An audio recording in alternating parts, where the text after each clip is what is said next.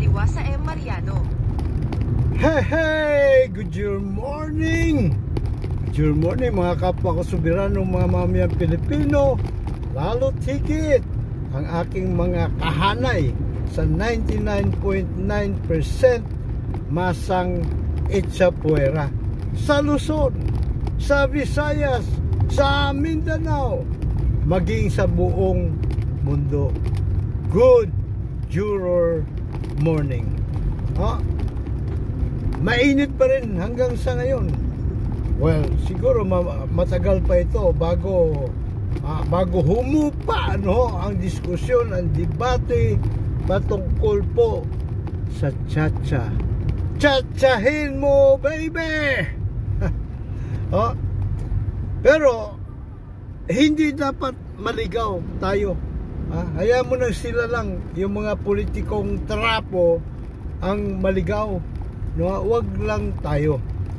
At para wag tayong maligaw, isa-usaping ito, ay dapat alam natin ano bang mga pagbabago na gusto nilang isulong sa saligang batas na siyang Biblia na ating bansa. Ano ang mga pagbabago na gusto nilang isulong at sino ang makikinabang? Yan ang mahalaga doon. Hindi lang basta mahalaga, importante pa.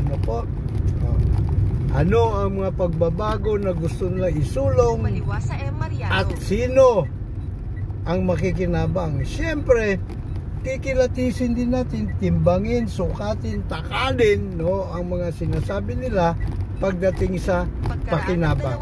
Metro. Pumanan sa Sapang Bacau. Pumasok ngayon tayo rito papunta sa Sapang Bacau, lungsod ng Valenzuela, Bulacan. Ang pinanggalingan po natin na kalsada ay yung East Service Road ng NLEX. NLEX North Luzon Expressway. Pero medyo bahagya lang tayong umiskierda rito dahil one way yung kung diniretso natin, pero babalik din ulit tayo doon. No-orient ko lang kayo na sa mga hindi kabisado itong area na ito. Ito naman yung Sapang Bacau. Sapang Bacau. Kung bakit siya naging Bacau na klase ng sapa, didiskubrihin pa lang natin yan. So, yan. Dito, papasok ulit tayo sa East Service Road. At ito'y papunta ng Maguindanao Avenue. Papasok na ng Quezon City. Galing Bulacan, Valenzuela, to be precise. So, balikan po natin yung issue rito sa tsa-tsa. Ang lumalabas ngayon na gusto, numero uno nilang nais na makamit dito sa mga proponent ng tsa-tsa ay amendahan ang saligang batas para dito ko yun para gawing pamantayan sa pag-amyenda sa saligang batas na ang Senado at ang House of Representatives ay bumoto jointly. Ibig sabihin, yung mga mambabatas, yung mga kinatawan, pag medyo bubulol-bulol ka, ang pronunciation doon, kinawatan. Pero kung yung dila mo medyo hasa, kinatawan. So tigi-tigi sa boto lang sila. Wala nang distinction kung senador ka o ikaw ay kinatawan. Syempre, maalmadyan nyo sila doon sapagkat lugi naman sila. Gawa ng B24 lang sila laban sa mahigit 300 na mga kinatawan sa Kongreso. By the way, ang Senado at ang Kongreso din ng Senado, meron lang dalawang kapulungan. Yung nga yung Senado at yung House of Representatives. Bahay ng mga kinatawan. So, pero para sa akin, minor na issue lang yan eh. Diba? Minor na issue lang yan. Hindi na dapat yan na pinaglilibatihan sapagkat kumbaga meron ng precedence yan eh. Diba? Kalakaran na sa bicameral, diba, na sistema ng gobyerno na ang Senate at House ay bumoboto separately. Diba? Hindi na kailangang pag-awayan pa yan. Pero yun nga, gusto nilang kalikutin ang saligang batas para maging ganon. Voting jointly. No po? At ang gusto nilang pagbabago pa sa saligang batas na yung mga economic provisions, no, kung saan nakatakda, nakaukit na ang korporasyon ay hindi po pwedeng 100% ay pagmamay-ari ng mga dayuhan, abay gusto nilang burahin yun. So, bukod pa riyan, siyempre,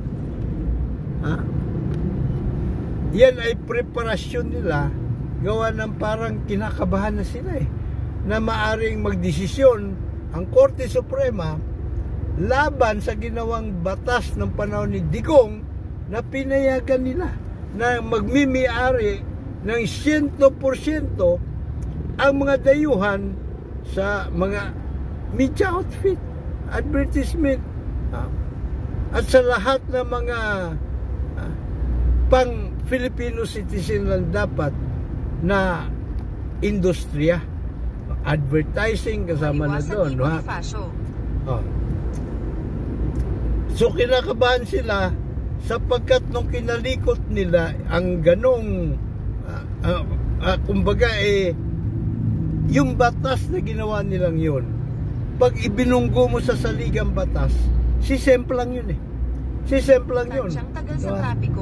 Ang inaminda nila, panggugulang talaga malinaw inaminda nila yung Commonwealth Act. Commonwealth Act. Patungkol sa transportation, bla bla bla. Siyempre, rendered ko na yun deemed repealed na yung batas na yun sapagkat yun ay hindi or kasalungat o sumasalungat sa 1987 Constitution. So, constitutionality ang issue ng batas na ginawa ni Digong. Kaya nakapasok rito yung dito, 100% pagmimiyari ng dayuhan. Hindi lang ako masyadong sigurado kung yung dito nga. Pero yan nga yung kumpanya na kuno ay pag-aari ni Dennis Oy, pambira sa patis. Ganun na pinaikutan yung saligang batas ko natin. Inaminda nila yung Commonwealth Act, pambira pa sa patis yung mga ungas na to sa gobyerno. Ngayon, tila mayroon ng kasunduan. Nagkasundo-sundo na si Martin Romualdez, si Meg Subiri at si PBBM na gusto nilang amindahan itong ang saligang batas, particular ang mga economic provisions. So, ayaw na daw ni PBBM dito sa People's Initiative, kung saan mga mamayan dapat ang nag-i-initiate. The name speaks for itself, People's Initiative. Pero yung ikinasal ng People Initiative na medyo sugar-coated pa ng padulas, ay kung padulas hindi sugar-coated yun, kumbaga yun ay honey-coated kasi madulas diba? O kaya virgin coconut oil coated para dumulas, at yung pera ay galing sa gobyerno. Yun na lumalabas hindi pa naman yan 100% na patunayan, pero yan ang lumalabas sapagkat mga kongresista ang namudmod, saan man kukuha yan kundi sa pera ng bayan, diba? Pambira pa kayo sa patis so pero para sa akin na yan ay mga minor issue pa rin, diba? Ang talagang pinaka main event, main issue, ano ang mga kaukulang pagbabago na gusto nila mangyari at sino ang makikinabang at sino at paano, or paano at sino ang makikinabang. Kasi ang madalas na isinasangkalan pag gumagawa sila ng kabulastugan ay pakinabang daw para sa mga mamayan. Yun ang madalas ng pangguguyo at panguuto, no? Pero himayin natin, kilatisin natin, no, ha? Timbangin natin, takalin natin, sukatin natin kung may katotohanan ba ang mga kanilang mga pronouncement, no, ha? Or inuulot lang tayo, inuuto at ginugoyo. Una, first, kasi una di ba? Ipagpalagay na natutuo o may bahid din naman kahit kaunting katotohanan na kapag pumasok o effective yung kanilang mga gagawin, pumasok ang foreign investments, ay dadami ang job opportunities. Totoo din naman yun, no, ha? Pero sino ba ang makikinabang? Yung bang mga trabahanteng Pilipino o sila mga politiko?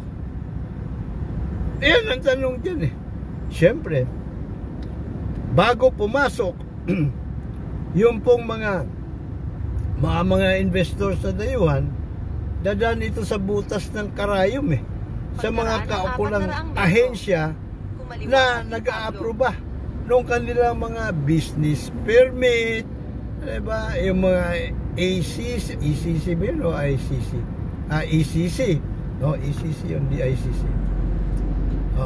Environmental Compliant Certificate, ma'am. At Board of Investment. Sa madali sabi,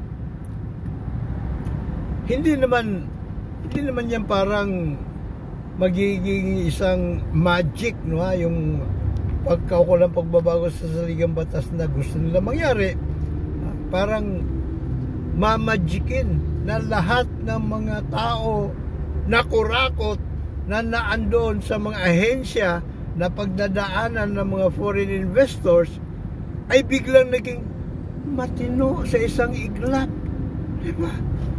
Bigla silang naging mga makabansa, diba?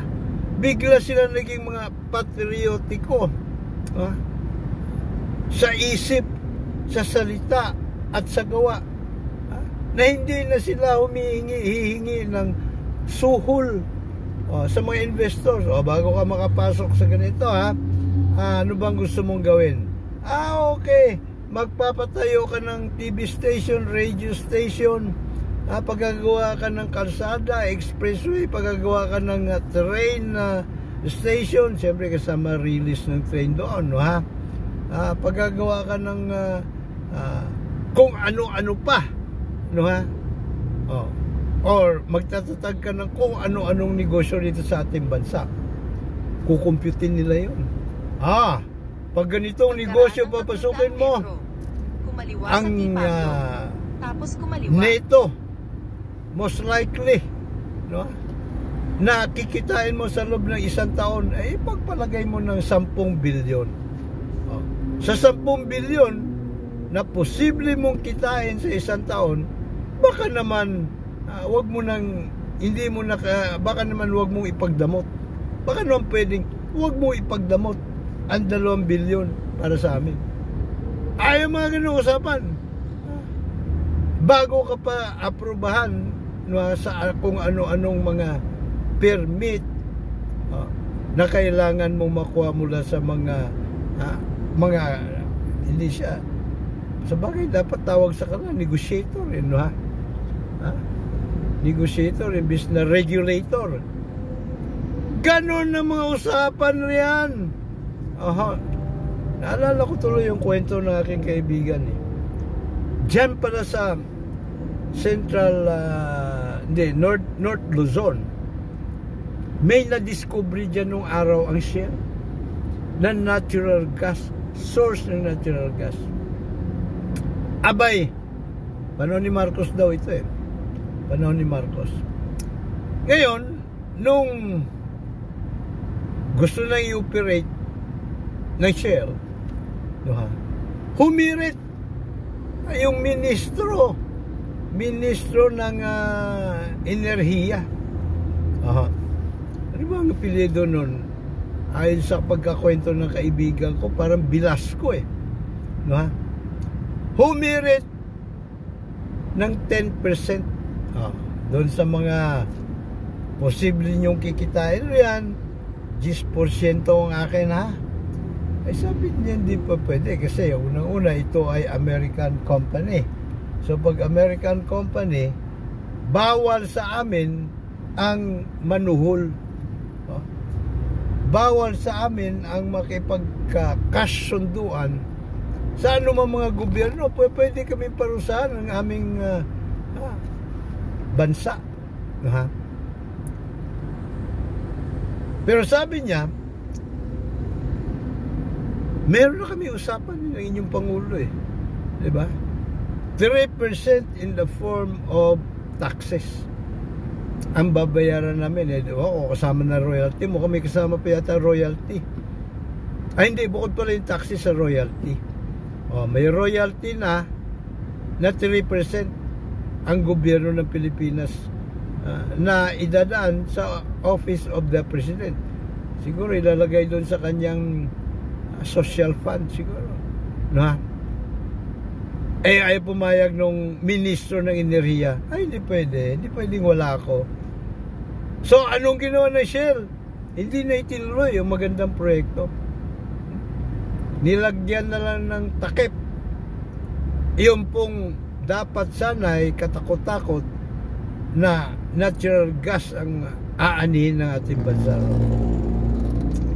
So, ganun din na mangyayari riyan kahit na ano ang ganda ng batas na gagawin sa Kongreso. Pagdating sa executive, sa IRR ng batas, doon nila kinakalikot, pinipilipit ng gusto. Kaya nga, sabi ni Senadora Cynthia Villar, ang experience ko riyan sa paggawa ng IRR sa executive, napakaswangit, napakapangit. Nawawala yung espiritu ng magandang batas pagdating sa IRR. Ang pinag-usapan doon, yung kanya pong ginawang batas patungkol sa smuggling, ginawa niya economic sabotage, ang smuggling ng mga agricultural products. Walang nangyari sa batas. Nawalan ng ngipin yung batas. Walang naparusahan na smuggler. Pambira. But anyways, ito kasi executive natin, pwede siya talaga maging diktador. Kung ikaw presidente at ungas ka, gusto maging diktador tulad ni Gonggong, tulad ni Gloria Macapagal Arroyo, kahit huwag ka magdeklara ng martial law, pwede mo ipatupad yung martial law kasi di ka naman napapanagot, hawak mo yung mga husgado diba? Iyan ang numero 1 problema sa ating bansa. Na sa madaling sabi, eto sinang Martin Romualdez, yung ating speaker, si Migs Zubiri, yung ating Senate President, maging ating Presidente, hindi nila alam kung ano yung ugat ng problema sa ating bansa.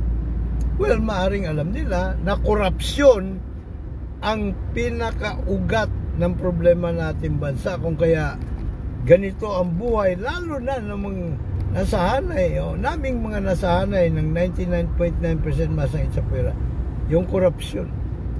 Hindi po napapanagot ang mga kurakot sapagkat kontrolado nila. Ang meron tayong hukumang trial by palakasan.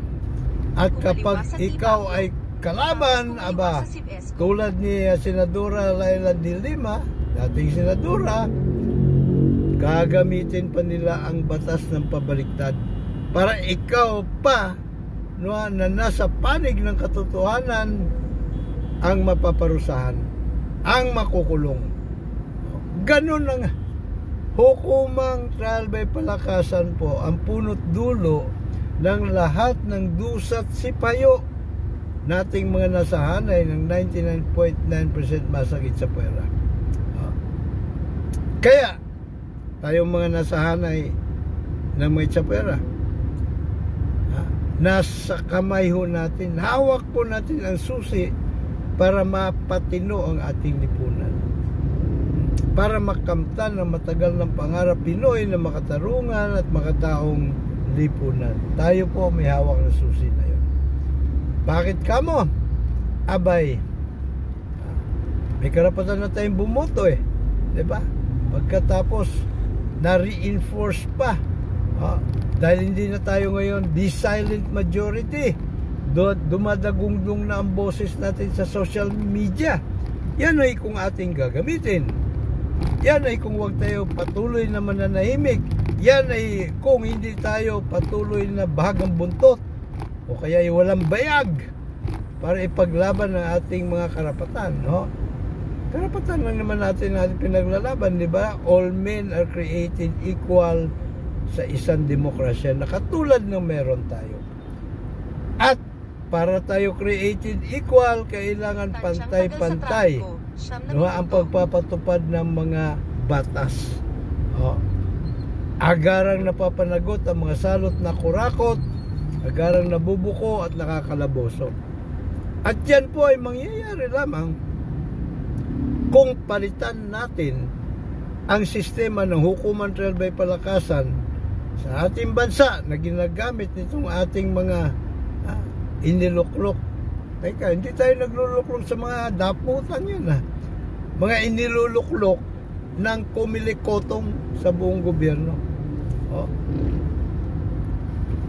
Medyo masyadong matraffic rito. Well, hindi naman masyado, pero matraffic. Ito ay papasok na tayo sa Pure Gold, Valenzuela. Pero ito po sa aking kanan ang NLEX. Ngayon, pag lagpas natin dito sa Pure Gold Paso de Blas, ay tutuloy pa rin tayo sa East Service Road. Pero bahagya na lang yun, liliko na tayo ng kaliwa, papunta naman ng Maguindanao Avenue. Maguindanao, hindi pala Maguindanao, kanina pa sinabi ko Maguindanao, di ba? Mindanao Avenue, yon ang totoo. At yon ang tama. Kumaliwa sa 100 punta at tayo 11 Mindanao Avenue ngayon. Road. Patungo tayo ng Project 4 sa Quezon City. Quezon City.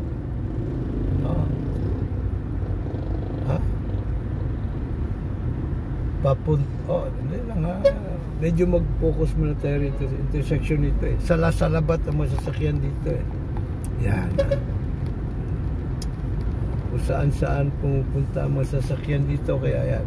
Dito muna tayo, medyo malaki-laki ito Mahirap sagupain itong ganito kalaki truck. Okay, so pwede na. Yung motor, singit ng singit. Pambihira Ito yung mga motor, mahilig sa singit. Di ba nila alam ko? Pagkaraan ng 1 kilometro. Ayun. Okay, so sa kaliwa hanggang G. Angeles. Okay, G. Angeles. Tandaan nyo yung mga kalingan, baka kayo mapadaan na sa gawin na to, menos gastos kasi hindi na kayo kailan magbayad ng toll fee, 69 pesos. Everybody's favorite number. So yun, saan ba tayo? Nasa kamay natin ang susi ng tunay na pagbabago, mga ka-Itzapuera, mga kahanay ko sa 99.9% masang Itzapuera. So ano po ang gagawin natin? Ano po ang ating diskarte, brilliancy move? Papasok tayo sa political arena, makikipagbuno tayo. Gamitin natin ang ating tigi-tigisang sagradong boto para ang ating mailuklok ay yung mga kahanay natin sa masang Itzapuera.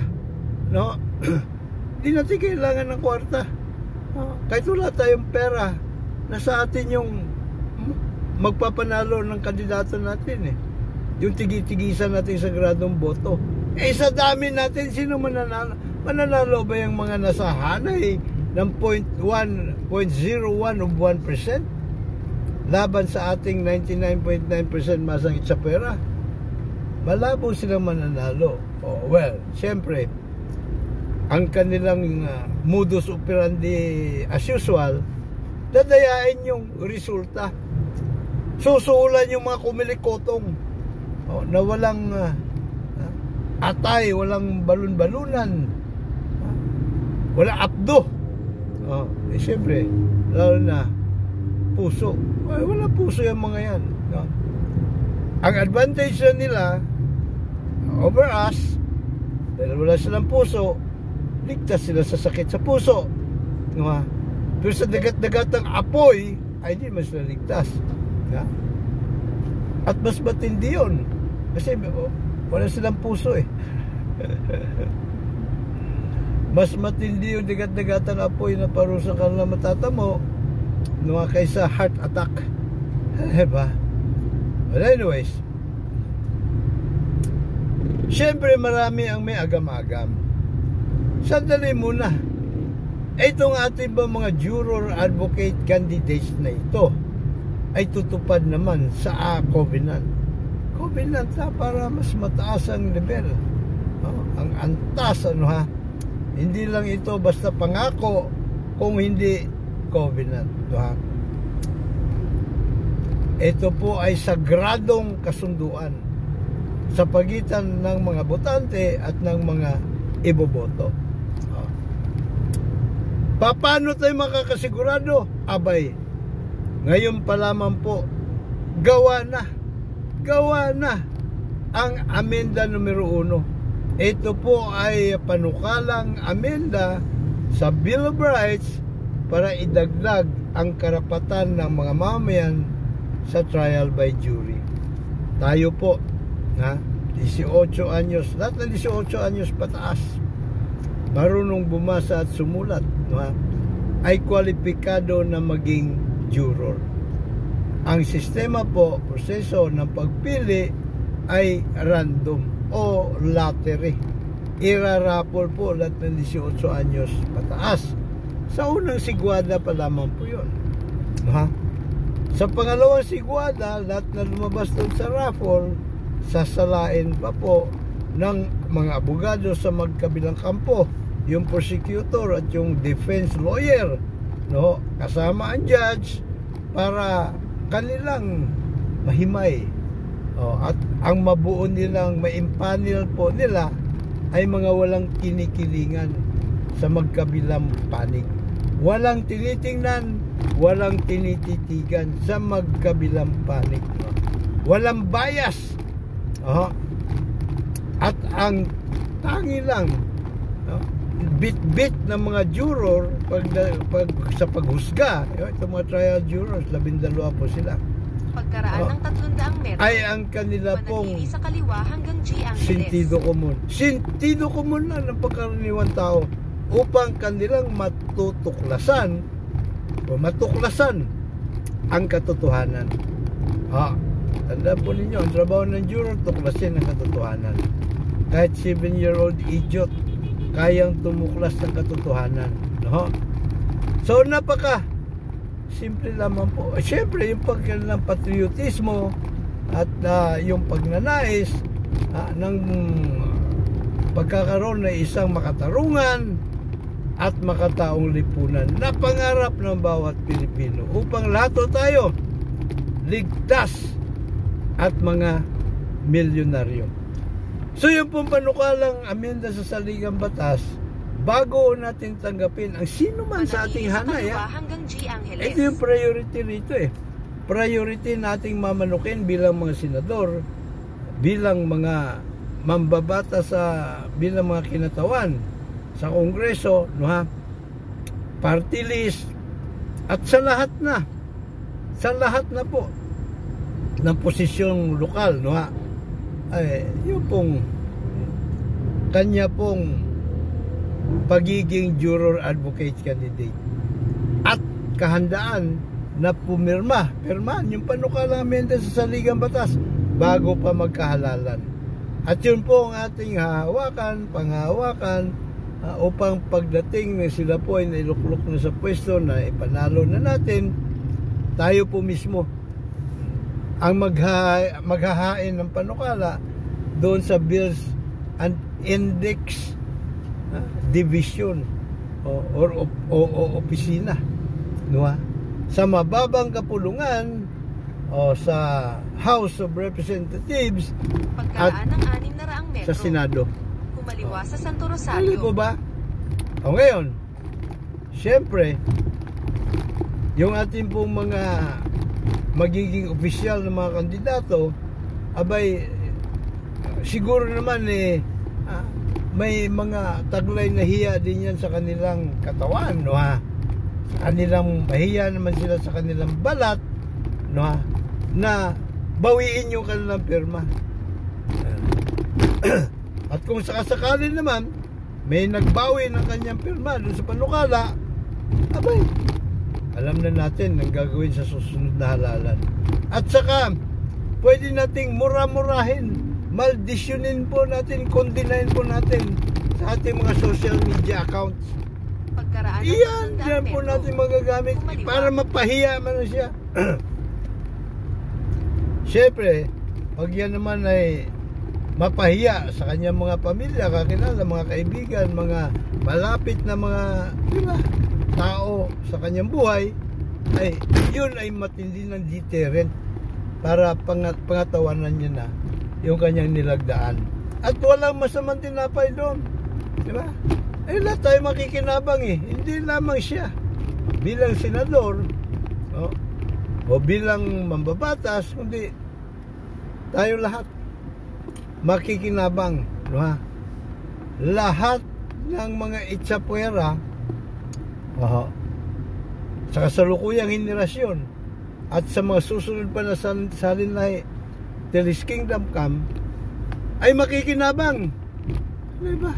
Napakabigat na motivation yun, di ba? Para sa kanyang sarili. Kumaliwa sa Santo Rosario. At syempre, magiging bahagi siya, no, ng kasaysayan. Yun ang pinakamatinding legacy na po pwede niyang magawa.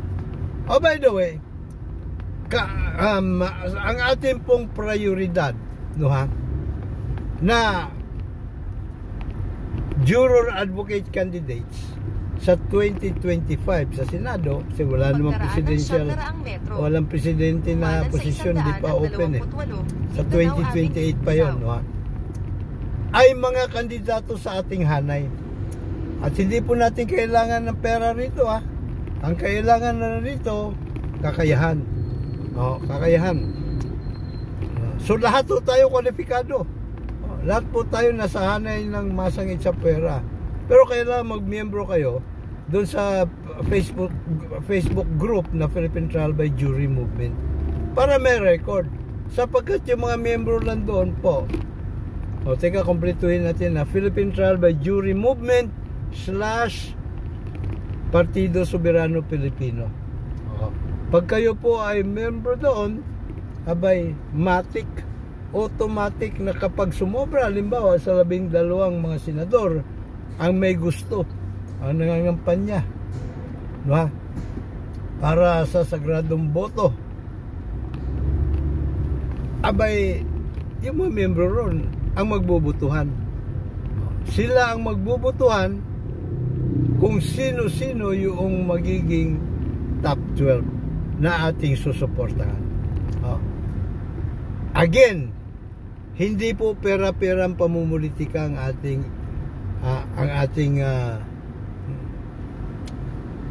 ating patakaran dito, ang ating protocol dito. Hindi po pera-perang pamumulitika. Never tayo mangungunsinti doon po sa mga gustong tumulong sa atin pero may kapalit. At alam nyo, kahit na gustuin man natin, pagdating ng umiira na sa bansa ang jury justice system, ito po ang ating mga nailuklok sa pwesto, wala din itong kakayahan na gumawa ng kabulastugan o na mangurakot o na magbigay ng mga pabor sa mga negosyante na tumulong. Wala o silang kakayahan sapagkat ang may desisyon sa mga kasong korupsyon ay tayo ng mga jurors, tayo mga mamayan, diba? At hindi nila tayo po pwedeng hawakan. Hindi katulad ng kalakaran ngayon sa hukuman trial by palakasan na po pwedeng hawakan sa liig ang husgado. Dito po sa hukuman trial by palakasan, unang-una hindi natin pare-pareho alam kung sino-sino ang ma-impanel na mga trial jurors. Hindi natin pare-pareho alam kung sino-sino ang ma-impanel bilang mga grand jurors na kikilatis kung may probable cause para sampahan ng kaukulang kaso ang akusado. Hindi natin alam pare-pareho. So, ibig sabihin, talagang independent judicial branch. Ito pong jury justice system. Ano po? Di katulad na meron tayo ngayon na lahat nadidiktahan. So, kung ikaw ang Pangulo, lalo na, hawak mo yung Chief of Staff ka o Commander-in-Chief ka of all armed forces, hawak mo police, militar, pati Kapgo, hawak mo. Mga barangay tanod, hawak mo. Makukontrol mo sila. Pero dito sa jury justice system, ang mga magiging trial grand juror at trial jurors randomly selected. Mindanao Avenue. So lahat dito makikinabang, ha? Uunlad ang ating bansa sapagkat hindi naman nanakaw, gustuin man nila ng mga salot na kurakot sa gobyerno ang pera po natin. Hindi na nila po pwedeng gawin yun, no? Well, kung malakas loob nila, pwede pa rin naman, pero imposible na kanila itong malusutan. Mindanao Avenue, South Underpass. So, di ba napakaganda? Bakit hindi natin siya itaguyod? Yun ang magandang katanungan. Itaguyod po natin para everybody happy. Kumbaga. At syempre, hindi lamang po yung punto nasa gobyerno ang pwede lang ang kanilang ninanakaw ngayon. Yung pong proceeds ng ating mga likas na kayamanan, nako, nandun na napunta sa mga kasabwat nilang kumpanya na, halimbawa, yung mining. Sa katutak ang binigyan nila rito sa bansa ng mining permit, ng konsesyon. Pero yung mga, imbis na gawin nila mga kooperatiba, ng mga Pilipino.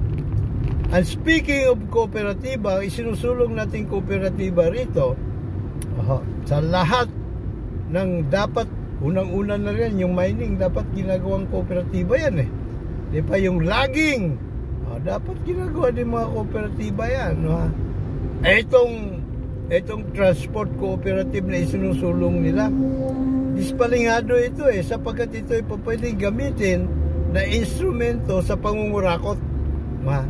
Pero subukan nila na i-mandate nila, igiit na kailangan dahil susuportahan kayo ng gobyerno, transport cooperative nyo, dapat embedded ang jury justice system sa mga cooperative.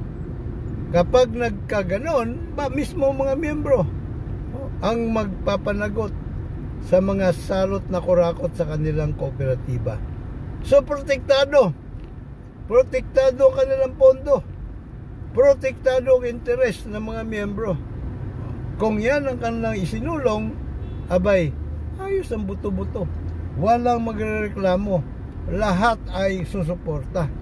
Hindi ganun So, para sa akin, alam nyo, malinaw na.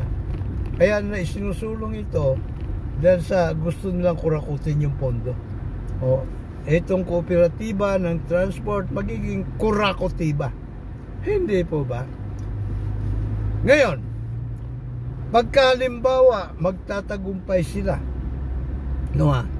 Magtatagumpay itong mga ungas sa ating lipunan na ikasayo ang mga gusto nilang pagbabago para manatili sila sa pwesto till His kingdom come, meron pa tayo isa pang kalasag at yan ay pagdating sa plebisito.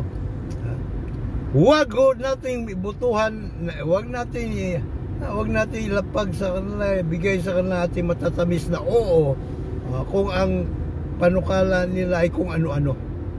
pwera na lamang kung ang panukala nila ay ipairal sa bansang jury justice system. Amindahan ng Bill of Rights para idagdag ang karapatan ng mga mamayan, nating mga soberanong mamayan Pilipino sa jury justice system. Doon lang tayo boboto. Doon lang natin ibigay ang matatamis nating oo. Otherwise, no way, Jose.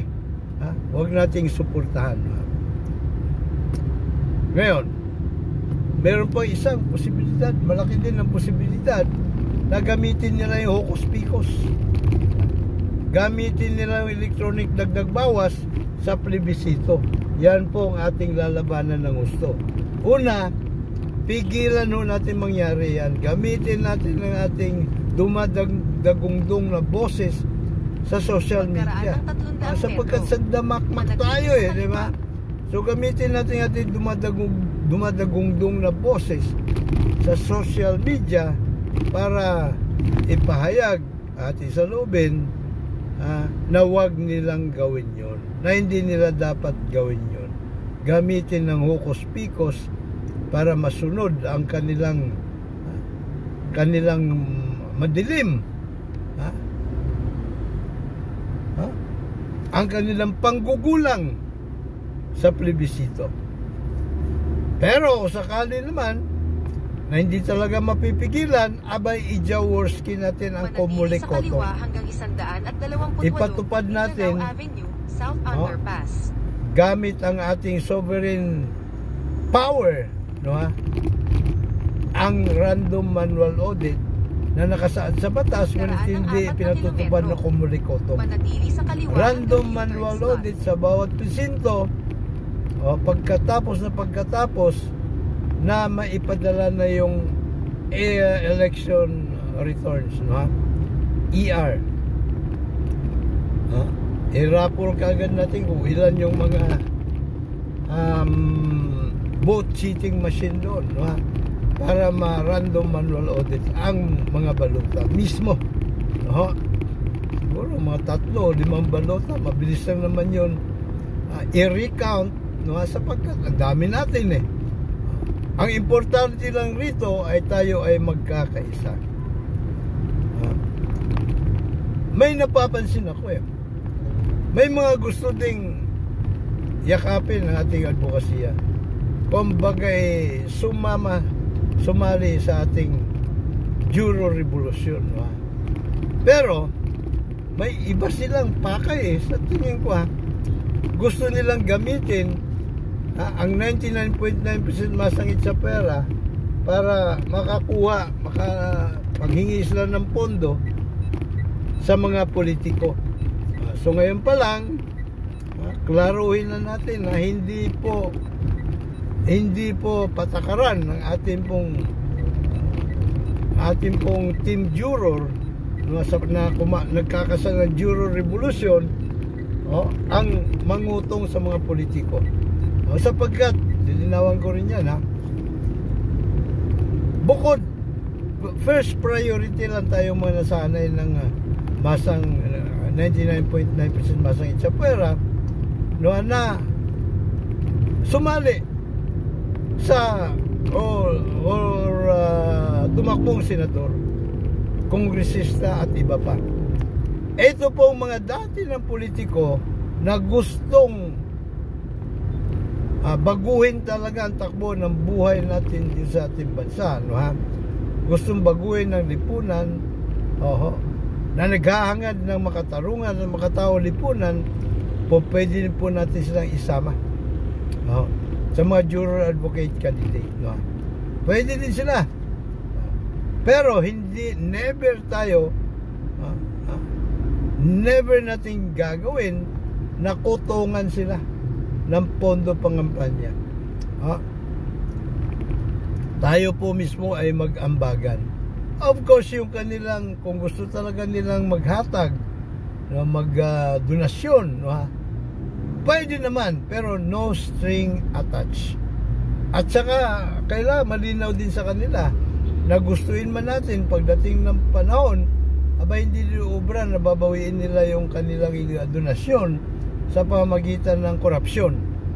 Di rin yung obra gustuin man natin sapagkat jury justice system na eh.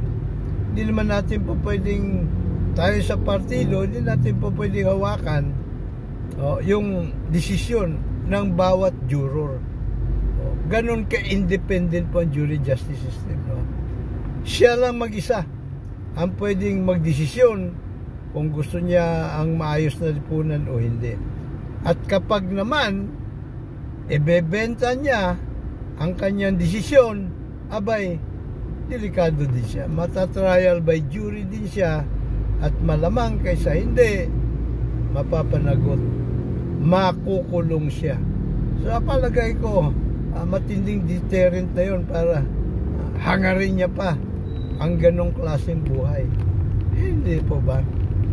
Abay, alas 11:29 na pala oras ngayon. Medyo tanghali na, ano po. So yan, malinaw po ating usapan rin, mga kapwa ko soberanong mga mamamayang Pilipino nakahanay sa 99.9% masang itsapwera. Ang tunay po na kalaban natin, ito pong 0.01 of 1% na mga naghahari-hari ang mga kawatan sa kabangbayan. Ito po yung mga bantay sa lakay, ito po yung mga salot na kurakot, at merong mangilan-ngilan sa atin na nagpapagamit sa mga salot na kurakot na ito. Itong mga anay sa ating hanay. Pero hindi naman na kumbaga nakakabahala yung mga yan dahil iilan lang yan eh. Hindi naman kayang manuhol ng mga kawatan ng milyon-milyon ng mga itsapwera, ng mga anay sa hanay. Kung meron man sila masusulan, iilan lang yan. At yan yung mga nagsusulputan ngayon ng mga vloggers, na wala nang pinagdidiskitahan kundi kung ano yung problema sa ating bansa, paano na sila nakakapangurakot, pero wala namang inilalapag na solusyon. Bagkos ini-endorso nila yung kandidato na nagbabayad sa kanila o yung politiko na tarapo na nagbabayad sa kanila. Ito po yung mga mga paid hack po ito eh. Madali mo na malaman kung ang vlogger ay totoo o tunay o hindi, peke. Ang peking vlogger, abay, hindi kapakanan ng masang itsapwera, ng 99.9% masang itsapwera ay sinusulong nun. Kung di kapakanan ng amo niya, na malamang kaysa hindi, kurakot, salot na kurakot din, diba?